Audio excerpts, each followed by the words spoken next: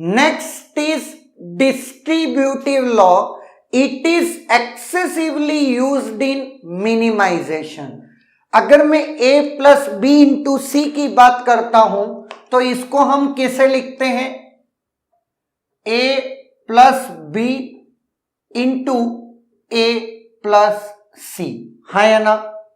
अब अगर मैं इसका ड्यूअल बात करता हूं तो a into b plus c, इसको हम कैसे करते हैं, a into b plus a into c, है ना। तो ये जो दो डिस्ट्रीब्यूटिव प्रॉपर्टीज हैं वो आप सबसे ज्यादा मिनिमाइजेशन में यूज करते हो, चाहे या अनचाहे या जाने या अनजाने, हमको पता भी नहीं रहती और हम इस प्रॉपर्टी का यूज कर जाते हैं। सबसे इंपॉर्टेंट डिस्ट्रीब्यूटिव में distributive property of XOR gate, जो दो पॉइंट्स आपको ध्यान में रखने, जिसपे बेस्ड अपन एग्जाम्पल भी करेंगे। XOR is not distributive on any operation including itself, ये खुद के साथ भी डिस्ट्रीब्यूटिव नहीं है। दूसरा है no other operation is distributive over XOR except and operation.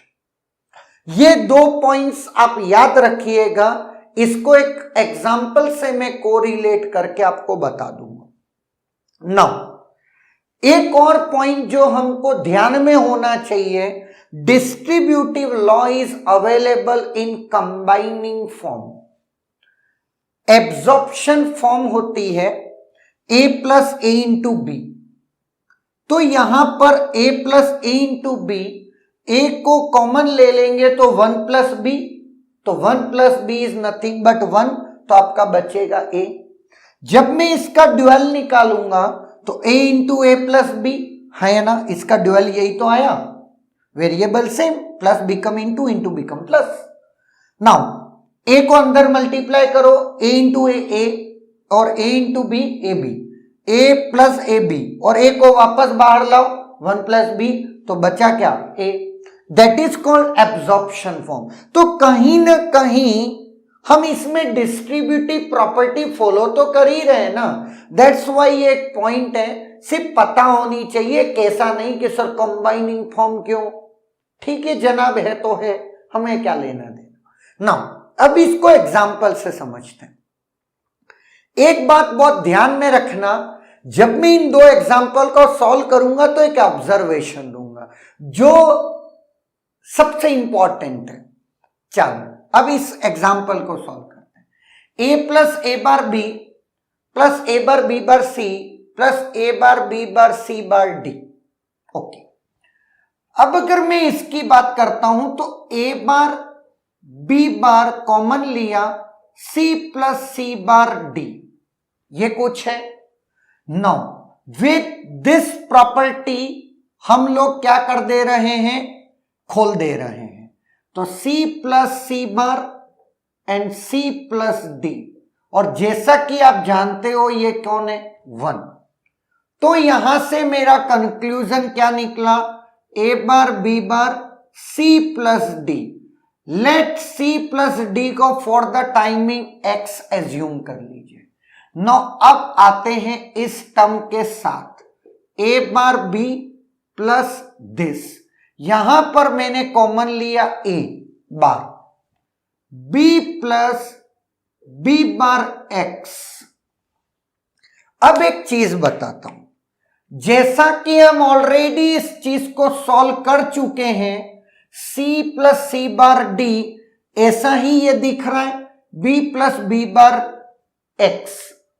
यहां से कंक्लूजन निकल के आया, जो सॉल्यूशन है वो c प्लस डी है, तो यहां से जो निकल के आएगा वो b प्लस x होगा, और x कुछ और नहीं है, b plus c plus D है या ना। और ये आपका क्या है, a बार से मल्टीप्लाई हो रहा है, और यहां पर ये कौन है, a, ये वाला मैंने ड्रॉप कर दिया इधर। Now a plus A bar y, इसे लेट मान लेते हैं y, it's nothing but a plus a bar y। अगर तुम इसको ऑब्जर्व करोगे it is similar to c plus c bar d। यहां पर जो कंक्लूजन या सॉल्यूशन निकला वो c प्लस d था, तो यहां पर जो निकलेगा वो a प्लस y होगा, जो कि आपको क्या देगा, a plus b plus c plus d, है ना। कितना सिंपल।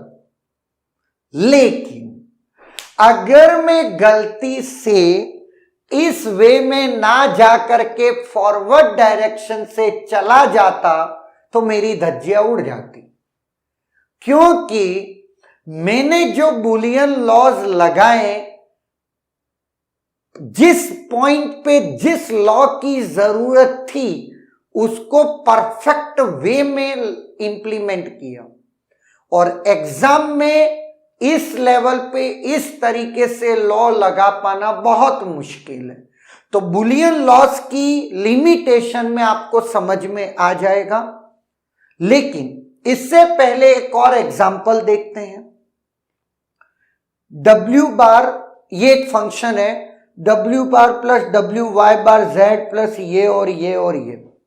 नाउ अगर तुम्हारे दिमाग में ये आ रहा है कि काम करता हूं सबको मल्टीप्लाई कर देता हूं, अगर आपके दिमाग में इतना शातिर आइडिया आ रहा है तो उस आइडिया को थोड़ी सी देर के लिए दबा लीजिए।